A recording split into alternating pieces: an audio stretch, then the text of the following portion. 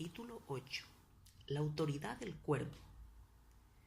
En 1 Corintios capítulo 12 versículos del 12 al 21 dice: porque así como el cuerpo es uno y tiene muchos miembros, pero todos los miembros del cuerpo, siendo muchos, son un solo cuerpo, así también Cristo. Porque por un solo espíritu fuimos todos bautizados en un cuerpo, sean judíos o griegos, sean esclavos o libres, y a todos se nos dio a beber de un mismo espíritu. Además, el cuerpo no es un solo miembro, sino muchos. Si dijera el pie, porque no soy mano, no soy del cuerpo, por eso no será del cuerpo. Y si dijera la oreja, porque no soy ojo, no soy del cuerpo, por eso no será del cuerpo. Si todo el cuerpo fuese ojo, ¿dónde estaría el oído? Si todo fuese oído, ¿dónde estaría el olfato? Mas ahora Dios ha colocado los miembros, cada uno de ellos en el cuerpo, como Él quiso. Porque si todos fueran un solo miembro, ¿dónde estaría el cuerpo? Pero ahora son muchos los miembros, pero el cuerpo es uno solo. Ni el ojo puede decir a la mano, no te necesito, ni tampoco la cabeza a los pies, no tengo necesidad de vosotros. En Mateo capítulo 18, versículos del 15 al 18 dice: por tanto, si tu hermano peca contra ti, ve y repréndele estando tú y él solos. Si te oyere, has ganado a tu hermano. Mas si no te oyere, toma aún contigo a uno o dos, para que en boca de 2 o 3 testigos conste toda palabra. Si no los oyere a ellos, dilo a la iglesia. Y si no oyere a la iglesia, tenle por gentil y publicano. De cierto os digo que todo lo que atéis en la tierra será atado en el cielo, y todo lo que desatéis en la tierra será desatado en el cielo. La autoridad halla su más acabada expresión en el cuerpo. La manifestación más completa de la autoridad de Dios se halla en el cuerpo de Cristo, que es su iglesia. Aunque Dios ha establecido el proceder de la autoridad en este mundo, ninguna de estas relaciones, gobernantes y pueblo, padres e hijos, maridos y mujeres, amos y siervos, puede darle a la autoridad su más completa expresión. A raíz de que las muchas autoridades gobernantes de la tierra son todas ellas institucionales, hay siempre la posibilidad de apariencia de subordinación sin que haya verdadera sumisión del corazón. No hay manera de averiguar si el pueblo acata de corazón una orden del gobernante o si solamente sirve de labios. Es igualmente difícil saber si los hijos cumplen sinceramente a lo que les dicen sus padres o no. Por eso es que la sumisión a la autoridad no puede representarse por la forma en que los hijos se someten a sus padres, los siervos a sus amos o el pueblo a sus gobernantes. Si bien no se puede establecer la autoridad de Dios sin sumisión, tampoco se la puede establecer si la sumisión no es de corazón. Además, todos estos ejemplos de sumisión se hallan dentro de la esfera de las relaciones humanas. Por lo consiguiente, son temporales y están sujetos a separación. Así pues, es evidente que la sumisión absoluta y perfecta no puede hallarse en ellos. Solo la relación entre Cristo y la Iglesia puede dar plena expresión a la autoridad, así como a la obediencia. Porque Dios no llamó a la Iglesia a ser una institución. Él ordenó que fuera el cuerpo de Cristo. Con frecuencia imaginamos a la Iglesia como una agrupación de creyentes que tienen la misma fe o como una reunión de almas cariñosas, pero Dios la considera de manera diferente. Ella no solo representa la misma fe y amor unidos, sino que también y aún más se manifiesta como un cuerpo. La iglesia es el cuerpo de Cristo, mientras que Cristo es la cabeza de la iglesia. Las relaciones de padres e hijos, amos y siervos, y hasta maridos y mujeres, todas ellas pueden ser rotas, pero la cabeza física y su cuerpo son inseparables, siempre son uno. De igual manera, Cristo y la Iglesia tampoco pueden ser separados. La autoridad y obediencia que se hallan en ellos son de una naturaleza tan perfecta que superan a todas las otras manifestaciones de autoridad y obediencia.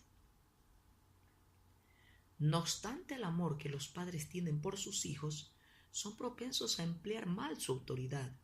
De igual modo, los gobernantes pueden dictar decretos injustos o los amos abusar de su autoridad. En este mundo, tanto la autoridad como la obediencia son imperfectas. Esto explica el por qué Dios desea establecer una autoridad y una obediencia perfectas en Cristo y en la Iglesia, siendo ellos la cabeza y el cuerpo respectivamente. Puede ocurrir a veces que los padres lleguen hasta a herir a sus hijos, como asimismo los maridos a sus mujeres, los amos a sus siervos y los gobernantes a su pueblo. Pero ninguna cabeza le hará daño a su propio cuerpo. La autoridad de la cabeza no está sujeta a error, sino que es perfecta. De igual modo, la obediencia del cuerpo a la cabeza es perfecta.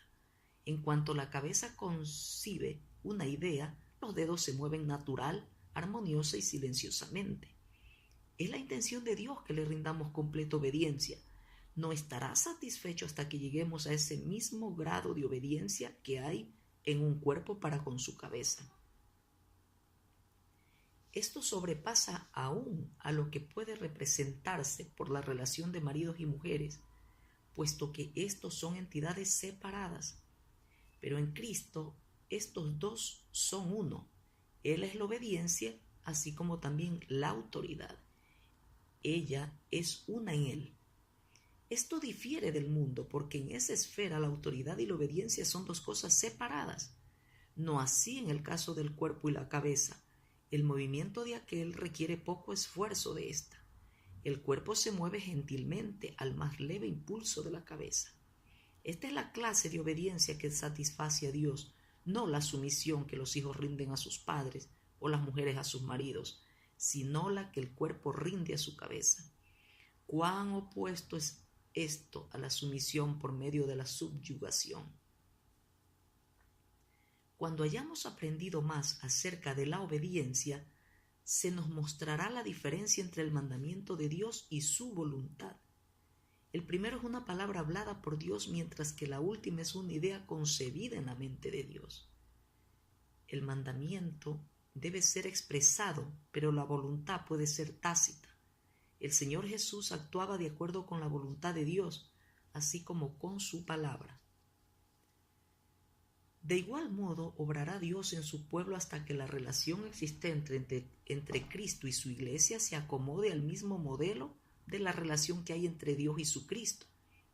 Dios tiene que seguir trabajando hasta que obedezcamos a Cristo, como Cristo obedece a Dios. La primera fase de la obra de Dios es hacerse la cabeza de Cristo. La segunda fase es hacer a Cristo cabeza de la iglesia. Dios obrará hasta que obedezcamos de inmediato su voluntad, aún sin necesidad de ser disciplinados por el Espíritu Santo.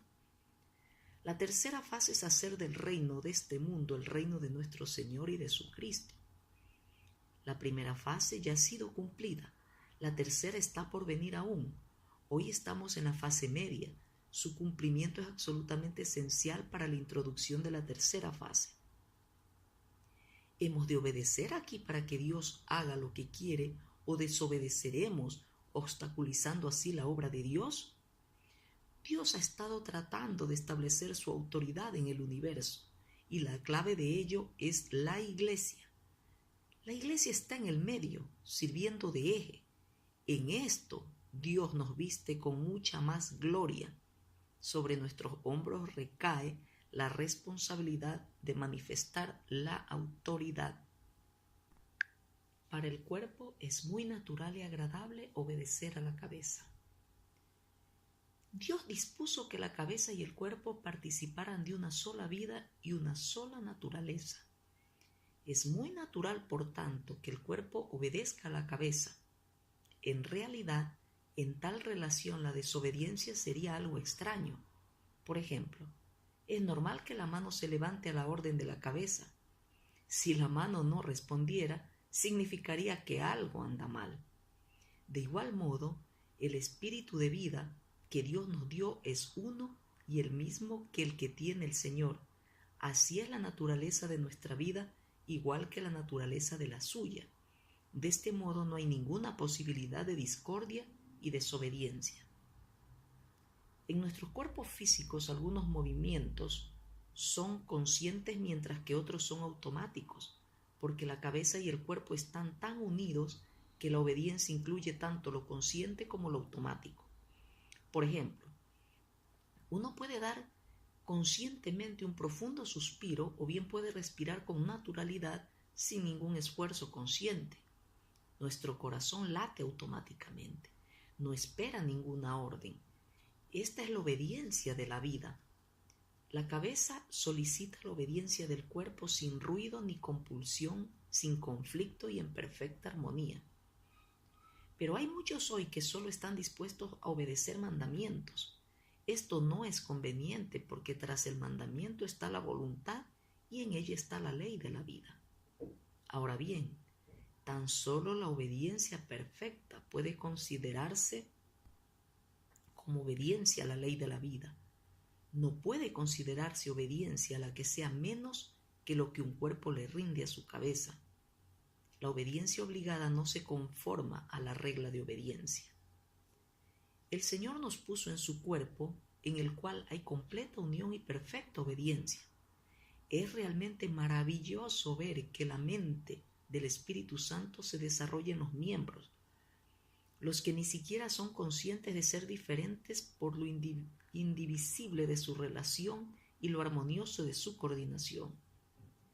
A veces ni siquiera necesitamos pensar para coordinar las funciones de diversos miembros. En verdad es imposible describir con palabras humanas la armonía que existe entre los miembros, pero cada uno de nosotros tenga cuidado para no ser un miembro enfermo y que produzca fricciones. Al vivir bajo la autoridad de Dios debemos ser capaces de obedecer con toda naturalidad. En resumen, la iglesia no es tan solo un lugar para la comunión de los hermanos, sino también para la manifestación de la autoridad. Resistir a la autoridad de los miembros es resistir a la cabeza. Aunque a veces la autoridad del cuerpo se manifiesta directamente, con frecuencia lo hace en forma indirecta. No solo la cabeza está sujeto al cuerpo, sus diversos miembros, además, se ayudan mutuamente y están sujetos unos a otros. La mano derecha y la izquierda no tienen comunicación directa. Es la cabeza la que las mueve ambas. La mano derecha no está en posición de dirigir a la izquierda y viceversa. Tampoco puede ordenar la mano que los ojos miren, sino que simplemente notifica a la cabeza y deja que ésta dé la orden a los ojos. Por eso es que todos los diversos miembros están igualmente cerca de la cabeza. Todo lo que hace un miembro se atribuye a la cabeza. Cuando miran mis ojos, soy yo quien mira, y así sucede también con mis pies y mis manos. Soy yo quien anda y trabaja. Por lo tanto, podemos concluir que el juicio del miembro es frecuentemente el juicio de la cabeza. La mano no puede ver por sí misma. Tiene que aceptar el juicio del ojo. Para la mano es pedir mal, el pedir que le permitan ver por sí misma o que la cabeza mire. Pero es en este mismo aspecto donde se halla la falta común de los hijos de Dios. Necesitamos reconocer en otros miembros la autoridad de la cabeza. La función de cada miembro es limitada. El ojo es para ver, la mano para trabajar, el pie para andar. Debemos, por lo tanto, aprender a aceptar las funciones de los otros miembros. No debemos rechazar la función de ningún miembro. Si el pie rechazara a la mano, sería lo mismo que si rechazara a la cabeza. Si aceptamos la autoridad de un miembro, es lo mismo que si aceptamos la autoridad de la cabeza. Aunque la función de la mano del cuerpo físico es extraordinaria, ella tiene que aceptar la función de los pies cuando hay que caminar. La mano no puede percibir el color, así que tiene que aceptar la autoridad del ojo. La función de cada miembro constituye su autoridad. La autoridad es las riquezas de Cristo.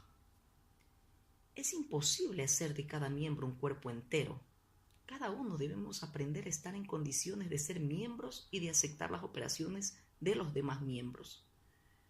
Lo que otros ven y oyen es considerado como que yo veo y oigo. Aceptar las funciones de los otros miembros es aceptar las riquezas de la cabeza. Ningún miembro puede darse el lujo de ser independiente, puesto que cada uno no es más que un miembro del cuerpo. Todo lo que hacen los demás miembros se considera como la obra de todos los miembros y por lo tanto la obra del cuerpo. El problema de hoy es que la mano insiste en ver aún después que el ojo ha visto. Todos quieren tener todo en sí mismos, rehusando aceptar la provisión de los otros miembros. Esto crea pobreza en los miembros que actúan así, como asimismo en la Iglesia. La autoridad no es más que otra manifestación de las riquezas de Cristo. Solo al aceptar las funciones de otros, aceptando su autoridad, recibe uno la riqueza de todo el cuerpo. Someterse a la autoridad de otros miembros es poseer sus riquezas. La insubordinación produce pobreza. Así que, si tu ojo es bueno, todo tu cuerpo estará lleno de luz, dice Mateo, capítulo 6, versículo 22. De igual modo, si tu oído es bueno, todo tu cuerpo oirá. Frecuente pero equivocadamente consideramos a la autoridad como algo que nos oprime, ofende y molesta. Dios no tiene tal concepto. Él usa la autoridad para suplir lo que nos falta. Su propósito al instituirla es concedernos sus riquezas y suplir la necesidad de los débiles. Él no permitiría que esperemos durante décadas y pasemos muchos días sombríos y difíciles antes de poder ver por nosotros mismos. Es probable que para entonces hubiéramos llevado a muchos a las tinieblas. En realidad, vendría a ser el ciego que guía al ciego. ¡Qué tremendo daño sufriría Dios por nuestra causa! No, Él obra primero en la vida de otro y lo hace concienzudamente, a fin de darnos a esa persona por autoridad, para que aprendamos a obedecer y poseamos lo que nunca hemos poseído. La riqueza de este hombre viene a ser nuestra riqueza, pero si hacemos caso omiso de este procedimiento divino, aunque vivamos 150 años, puede que todavía quedemos muy atrás con respecto a lo que esa persona ha logrado. La forma en que Dios nos concede su gracia es doble. A veces, aunque en raras ocasiones, nos la concede directamente, pero las más de las veces nos da sus riquezas en forma indirecta. Esto es, pone sobre nosotros a los hermanos de la Iglesia que son más maduros espiritualmente para que aceptemos su criterio como nuestro propio. Esto nos capacitará entonces para poseer las riquezas de ellos sin tener que pasar personalmente por sus dolorosas experiencias. Dios ha depositado mucha gracia en la Iglesia, pero a cada miembro le dispensa un poco de gracia en particular, así como cada estrella tiene su propia gloria especial. Por eso es que la autoridad produce las riquezas de la Iglesia. La riqueza de cada miembro es la riqueza de todos. Rebelarse es optar por el camino de la pobreza. Resistir a la autoridad es rechazar los medios que nos conducen a la gracia y a la riqueza. La distribución de funciones es también una delegación de la autoridad. ¿Quién se atrevería a desobedecer la autoridad del Señor? Pero recordemos que también se necesita prestar atención a la autoridad de los miembros que Dios ha coordinado en el cuerpo. Dios ha juntado a muchos miembros y por lo tanto es rebelión absoluta el que alguien se resista a la ayuda de los otros miembros. A veces el Señor usa a un miembro en forma directa, pero en otras ocasiones usa a otro miembro para suplir las necesidades de aquel. Ya que es la cabeza la que dirige al ojo para que mire, todo el cuerpo debe aceptar la visión de ese ojo como suya propia. Tal distribución de la función es una delegación de la autoridad y representa también la autoridad de la cabeza. Si otros miembros presumieran de ver, serían rebeldes. Jamás seamos tan insensatos como para pensar de nosotros mismos como todopoderosos. Recordemos siempre que no somos más que un miembro. Necesitamos aceptar las operaciones de los otros miembros. Cuando nos sometemos a la autoridad visible, estamos en perfecta armonía con la cabeza, puesto que el hecho de que alguien tenga el suministro constituye su autoridad. Todo el que tenga un don tiene un ministerio, y todo el que tenga un ministerio tiene autoridad. Solo el ojo puede ver. Así que cuando necesitamos ver, tenemos que someternos a la autoridad del ojo y recibir el suministro de su función. El ministerio que Dios otorga es autoridad. Nadie debe rechazarlo. La mayoría de las personas quieren tener la autoridad directa de Dios. Pero el modo más frecuente de Dios es establecer autoridades indirectas o delegadas para que las obedezcamos. Por medio de ellas debemos recibir la provisión espiritual. La vida facilita la obediencia. Al mundo le es difícil obedecer, como difícil les fue a los israelitas, porque no tiene un nexo vital. Pero a los que tenemos una relación vital, desobedecernos es difícil. Hay una unidad interior, una vida y un espíritu.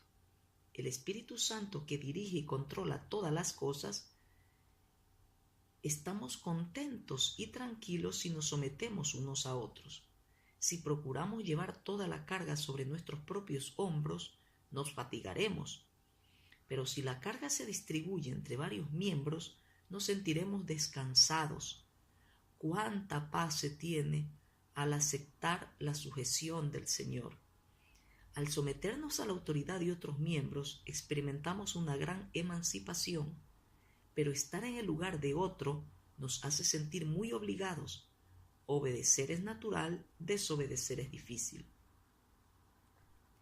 El Señor nos llama a aprender la obediencia en el cuerpo, la iglesia, así como también en el hogar y en el mundo. Si la aprendiéramos en el cuerpo, no tendríamos ninguna dificultad en otras partes. La iglesia es donde debemos comenzar a aprender la obediencia. Es el lugar de la realización, lo mismo que de la prueba. Si fracasamos aquí, fracasaremos en todas partes. Si aprendemos en la iglesia, podrán ser resueltos los problemas del reino, del mundo y del universo. En tiempos pasados, tanto la autoridad como la obediencia eran objetivas. Esto es, una sumisión externa a un poder también externo. Hoy la autoridad se ha convertido en una cosa viviente, algo interno. La autoridad y la obediencia tienen un mutuo encuentro en el cuerpo de Cristo. Ambas se vuelven instantáneamente subjetivas y ambas se combinan en una. Aquí es donde está la suprema manifestación de la autoridad de Dios. La autoridad y la obediencia alcanzan su consumación en el cuerpo. Desarrollémonos aquí, de otro modo no habrá ninguna posibilidad. El lugar donde tenemos un encuentro con la autoridad está en el cuerpo. La cabeza, la fuente de la autoridad, y los miembros, cada uno con su función, ministrándose unos a otros como autoridades delegadas, así como también obedeciendo a la autoridad. Están todos en la iglesia. Si no reconocemos la autoridad aquí, no hay ninguna posibilidad de que lo hagamos en otro lugar.